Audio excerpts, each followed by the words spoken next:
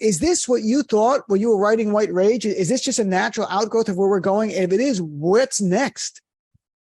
What's next is we fight back. What's next is doing the work that you do. I mean, that's part of the thing, is that this really is about this kind of retrograde vision of America. It is about trying to instill and install a vision of America where what they call a Herrenvolk democracy, where there's a small strata of whites who gain all of the resources from a vast rightless labor pool.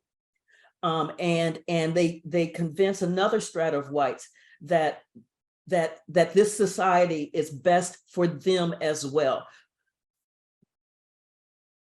Versus the other vision, which is a strong, vibrant, multiracial, multicultural, multi-religious, multilingual, multi-ethnic democracy, where there are enough resources in this incredible nation for us to all thrive.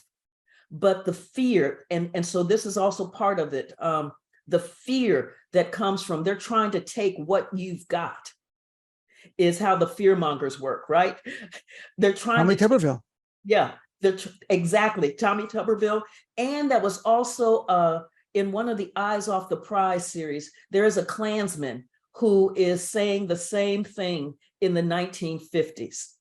They don't want something like what you got. They want what you got, right? And so when I heard Tommy Tuberville, I went, oh, I've heard this before. So it's like the apocryphal Mark Twain, history may not repeat itself, but it sure do rhyme. And so we're listening to the rhymes right now. And so, yes, so you knew this was coming. The election of Barack Obama sent them into a frenzy, sent them into an overdrive, because there was a Black man, a Black family in the White House, and a Black man who did not play to their stereotypes. No affairs, no scandals, smart, has integrity. His only scandal was the tan suit and the gray poupon mustard, right? And so because he didn't play to their stereotypes of what a Black man should be, it angered them even more. And so we get un-Obama, we get Donald Trump, who is just the absolute opposite of Obama. Because what he offered that throng, what he offered was what I call a kilo of pure uncut white supremacy. So birtherism, he threw that on the table and said, snort. Then Mexicans are rapists and criminals. He threw that on the table and said, snort. The Muslim ban, he threw that on the table and said, snort. I mean, China, Kung Flu, he threw that on the table and said, snort. So he offered them pure uncut white supremacy. This is why we have to fight back, because it is a vision of America and we've done this before. We've done this in smaller realms.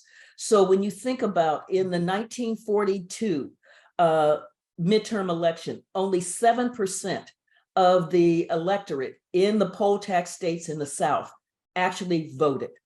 When you've got a 7% turnout rate for federal elections, and these are the folks who are then making policy, making decisions for the rest of the nation, that's authoritarianism. That's an autocracy, right? We've lived through that hell before. That's where they want to send us back. We say no.